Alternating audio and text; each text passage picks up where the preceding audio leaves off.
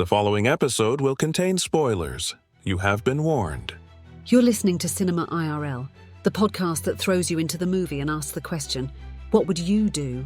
And now, Cinema IRL. I wish I could switch places for just one day. What would you do? Put yourself in my shoes. How do we handle this? What would you do? Put yourself in my position. What would you do? Now it's your turn. Well, I think we need to have a conversation about exactly what I am and who I am about. Hey, Jimmy. Hi. I didn't know you were stopping by for this episode. It makes a little bit of sense, but kind of not a lot of sense. So let's go ahead and fill in the viewers. Scott told me that you said I should watch this movie, so I watched this movie. Well, I did say that. Yes, she did tell me that. But I figured Jimmy would have a desire to throw in here, although not exactly up his alley, since Jimmy is a zombie. But since this is not a zombie movie, but I felt like he might have an opinion on one of the primary themes here. Yeah. Also, I've noticed you're not busy this time, so I guess I owe Scott an apology. You're damn straight you owe me an apology. I told you she was busy. See? She's back. Ta-da! Okay. Alrighty, folks. So this episode, we are talking about 40 Acres. After a series of plagues and wars leave society in ruins, the Freemans are surviving, even thriving on a farm in the middle of nowhere, so long as they repel the occasional raiding party. Former soldier Haley and her partner Galen fled the collapse along with their children, training them to fight and, yes, kill. But now Haley's oldest son, Emmanuel, is a young man, and when he meets a young woman, Dawn, in the forest behind the fence, his need for human contact could place the whole family in jeopardy. Yes, his horny little horn dog ways definitely puts the family in jeopardy. Yes. Okay, so in short, there is a plague. It wipes out all the animals on the planet. So everyone has to become a vegetarian. Yay, team vegetarian. This was like a fairy tale to me. Everyone has to become a vegetarian because there are no animals to kill and eat. So anyway, so everyone has to grow their own food. And the Freemans have a robust farm. They are surviving, thriving, getting all the food that they need through a vegetarian diet. And they have a large electrified fence around their property because food is worth millions. And when you have a thriving farm while others are literally starving because they don't have the means to grow food or their crops aren't thriving, and then you have people who basically try to take over farms and kill everyone, take them over so they can get all the food. But then they also, and this is the part that Jimmy is going to want to have a say on. Oh, I'm going to have something to say. I know where you're going with this. Yeah, the people who raid the farms, they're not just satisfied with corn on the cob and sugar snap peas. They actually kill the people who are running the farm and they eat them. So, Jimmy, zombie correspondent. 28 years later, we discussed, I know you weren't there, we discussed the differences between an R virus and a T virus zombie and how they were very different. But in the end, they're still zombies. That is the one thread. Now, here, you were trying to make a comparison between zombies and cannibals. No, I wasn't trying to make a comparison. What I was saying is if there is cannibalism involved, I would think a zombie such as yourself would appreciate the eating of a good brain. You would think so, but the truth is we're exactly the opposite. Okay. Completely opposite. Okay. A cannibal is someone who is alive who is eating someone who is dead. I am a zombie who is someone who is dead looking to eat someone who is alive. It's completely different. Wow, that's an interesting perspective there. I guess I didn't see it that way. I mean, I kind of was thinking with Amber that this might be your thing. Yeah, of course you were. You don't know different. Huh. Okay. Well, I apologize if I have offended you and your culture, your zombie culture in any way. Forgive me for my ignorance. We don't need to have any of that. I'm not a pussy that's going to get my feelings hurt. I just thought it was kind of funny that you somehow thought that this was a thing there, that it was related. Again, regardless of the circumstance that lead up to something, I just thought, chomping on a good brain might be something you had opinions on. I mean, I didn't really see much brain chomping. It was more like femurs and... Well, yeah, but you don't want anything to go to waste. Well, yeah, obviously, eat the brain, clearly. So let's go ahead. Jimmy, you can stick around. Scott, stick around. I don't know whoever wants to banter with me. I'm going to stay. Oh, I'm not going anywhere. I got to get another one here on Von Murder. Alrighty. So for your what would you do here's, we have the Freemans who basically have been trained by their soldier mother Haley to shoot intruders. So if anyone comes and tries to take over the farm, if anyone gets on their property, even the little girl, who I think is like probably 6 or something, is a sharpshooter who can take out anybody. And they have no problem putting people out, taking them down to save the farm. And there are people outside of the farm who are not getting the food that they need. And there is an encampment nearby with a lot of people, and they don't have a lot of resources. And the Freemans, meanwhile, have so much bounty at their farm that they actually set fire to the spoilage. And Emmanuel, the oldest son, when he realizes that there are other people nearby, and once his little, 17-year-old hormones get going, and he sees a beautiful girl in a bikini, he says, well, gee, why do we burn all this stuff? Why can't we help others who need food as well? And the mentality of Haley is, we got to take care of our own and our own family, and we can't be exposing ourselves to danger and whatnot. I mean, when you're in a post-apocalyptic situation and you are having to provide for your family, you're not going to leave any question marks as to whether or not you're going to have enough. Like you're taking care of your family, and that is it. That's the society you live in. That is your circle. And that circle does not expand in any way, shape, or freaking form. So you would burn the spoilage as well? I guess it depends a little bit on, how great are we talking? We saw a massive pile there that they created a bonfire over. And, Emmanuel is thinking, can't we help people with that? Is this 10% of the total? Is this 50% of the total? Because if it's 10% of the total, that's kind of a margin of error type thing. But waste is waste. We could use that. But if it's 50% and you're we're literally, for every one thing we're eating, we're burning one thing, then you gotta be okay, well, I think we could maybe take about half of what we were burning and give it away. Understand, this is where our needs actually are. But you always need to make sure that you have more than enough.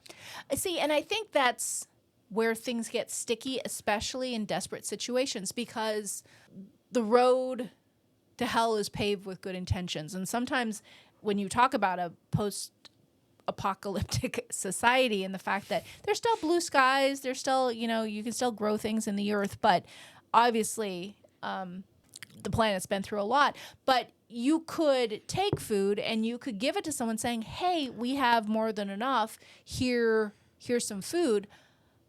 I can also see Haley's point of view, wanting to protect her family, and the fact that then you start creating those relationships, and if something happens, something changes, and someone is dissatisfied that you didn't bring them enough food or you didn't give them food this time, and then you have someone who's mad at you, and then you have a problem.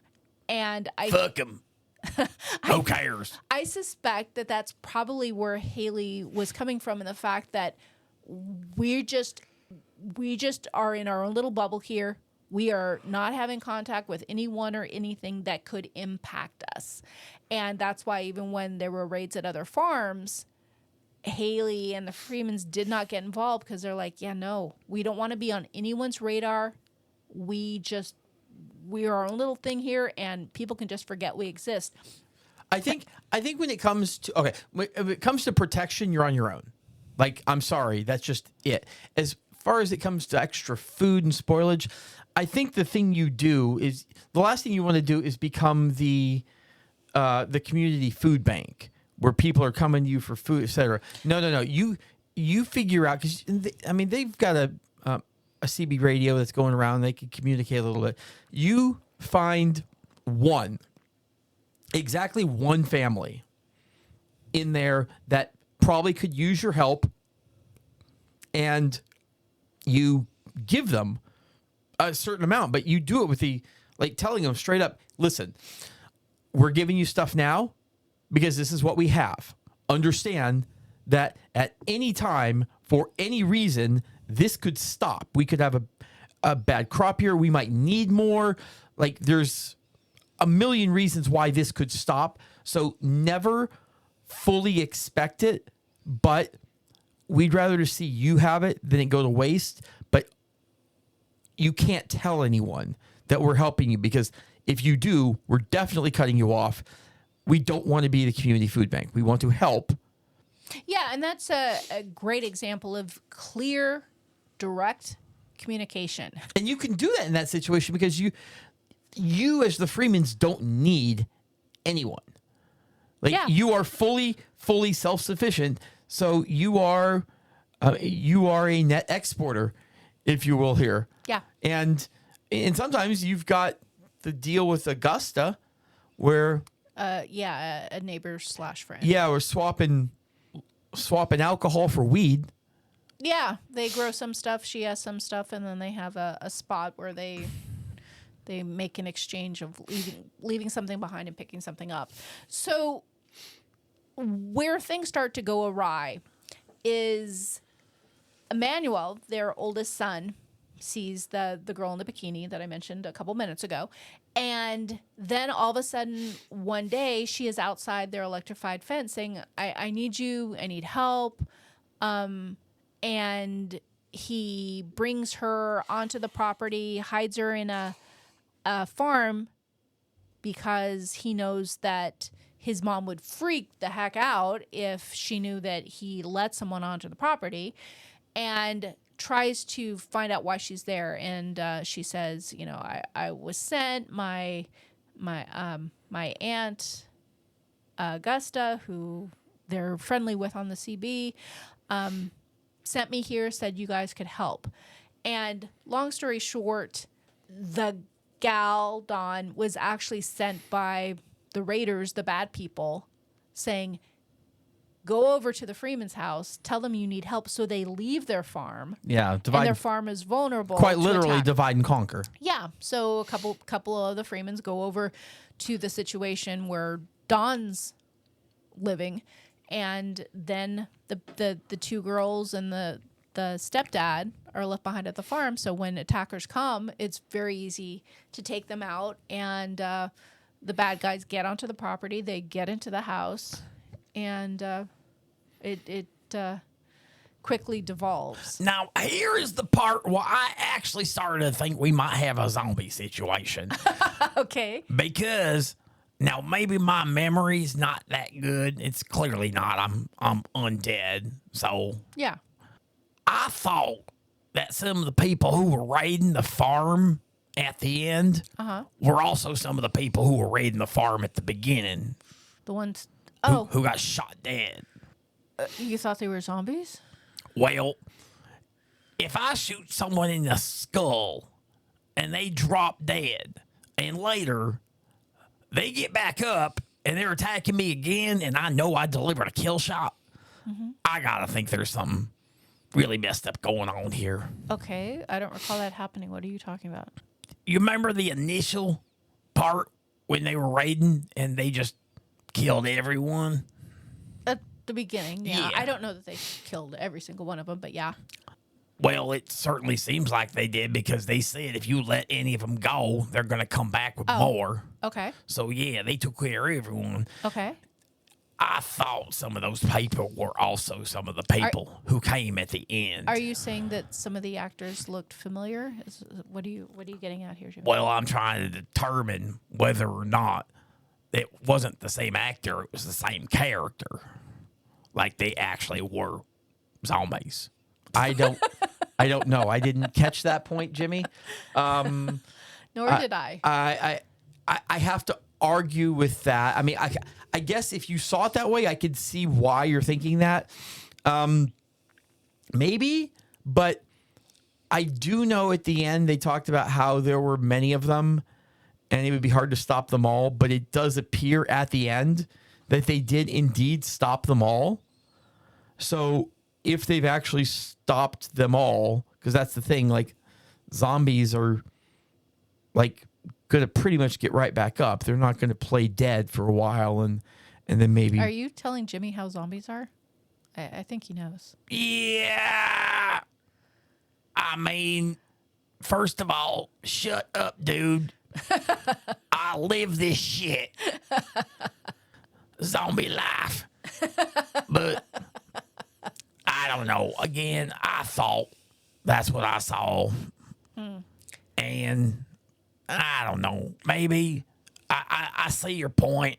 Maybe they weren't zombies. Maybe I'm trying to fit in, even though I think deep in my skull, I know I don't fit in on this one. Yeah, I think this is definitely cannibalism. I think the zombies are mostly just looking at brains as a delicacy and what you can offer in regards to that respect. But I feel pretty strongly that this is pretty clear cannibalism with no nuances of zombieism. I might have to rewatch this later. You might be right. I don't know. No, I think she's right. I think she is. I don't recall any of them getting up once they were down. Though there was that one scene in the place where there were the two army people, theoretically army people who really weren't, who were staying over at the Johnsons or whatever it was, but they had been dead for several weeks, so they knew that they were lying, so they shot them dead. Yeah. I thought that in the shooting around of things that there was an old woman. Yeah, she shot the little girl. But I thought she got shot first because it was like she was down and then she got up. Are you advocating Jimmy's zombie? No, thing? I'm not advocating. I'm just saying I don't know exactly what happened there. So that's the one thing that made me question a little bit. I mean, maybe she wasn't actually shot. Maybe she just was playing dead. Yeah, no, she was laying there to be overlooked, and then when she realized the little girl was there and not paying any attention, then she tried to take out the little girl. So what would you do if you were Haley, the mom, and you discovered your horn dog teenager was hiding a girl teenager in the farm? Because, I don't know, you kind of wanted some human connection and you wanted to learn how to kiss a girl and be with a girl, and you were getting all jerking off in your bedroom and... I'd eat all three of their brains. All three. What? I'd eat all three of their brains. If you were the mom, Haley? No. You said, what would I do? Okay. I'm a zombie. Oh, okay. I meant, what would you do if you were Haley? Well, I'm The not mom. Haley. Well, that's what we do here, Jimmy. What would you do if you were in the character shoes? Jimmy, you're supposed to put yourself in the character shoes, not actually literally be the person. Okay. I didn't understand how it worked. Okay, so Jimmy, Scott, anybody, what would you do if you were Haley and you realized your teenage son was hiding a girl in the barn? Am I as unreasonable as Haley? Haley, I don't know if she was unreasonable. She was just fiercely protective of making sure her family was okay. I don't know. Okay, well, maybe I know. I think Haley probably did the right thing. Like, you've got to scare the living shit out of her to make good and sure that whatever information you're getting is accurate. Well, and it was mostly accurate, but it wasn't accurate enough because what Dawn, the girl, left out was, hey, the bad guy sent me, so half of you would leave and your farm would be vulnerable. So even though Haley was threatening Dawn with, shooting at her and going to kill her if she didn't tell her the truth, Dawn really still didn't tell her the truth. Well, the problem is Dawn was looking at this from a larger perspective. If she tells the truth, she might be fine, but if they don't send basically half the Freemans off to try to play search and rescue for them, then the raiding party is going to kill their family, which they probably were going to kill the family anyway. But she's thinking, okay, I need to do this because of my family. Yeah. So even if I die, I'm one out of an entire family, which it still wouldn't have worked out. I mean, I think when you're at that point, you're pretty screwed anyway. I think if you're Dawn, you have to just actually say, listen, they sent me over here because they want to split you up. Now, I don't want to see anyone get hurt. I want to see them get dealt with. The problem is I'm concerned they're going to kill my family. So I think you just have to be honest with them. And she was actually the niece of Augusta, who was friends with Haley. So that part was true. Yeah. So she could have actually been more honest. I guess my last what would you do for you would be, as much as I'm rejoicing about a vegetarian world, even though it meant the annihilation of all the animals, which does not happy me, what is my fairy tale dream come true of a vegetarian world is your nightmare situation of only being vegetables and you being very picky about what vegetables you'll eat. So what would you do? Do we still have Impossible and Beyond around? No. Oh, damn We'll just it. say that. Maybe I'm eating rats. Well, there's no animals around. Well, rats are animals. Maybe we make some rats. If you're going to make something, why would you make rats? I don't know. Why make an Impossible burger? If you're going to make something. I just eat brains. That's it. I joined the raiding party. I pretty much have to eat brains. So, it's not really a choice. I can saute them with vegetables. I mean, I watched iZombie. A lot of culinary techniques from watching iZombie. Yeah, that was a good TV show. Definitely a lot of good cooking. So, we can have some vegetables or spices or something in there. But, yeah, I'd still eat brains. Doesn't change me at all. Okay, so Jimmy would hang out with the cannibals. Amber would be happy eating all the organic farm produce. And Scott would what? Lose a lot of weight. Looking for a bag of Doritos. Lose a lot of weight. Yeah, no. I mean, I'm eat a lot of corn. Whole bunch of corn. We hope you enjoyed our episode.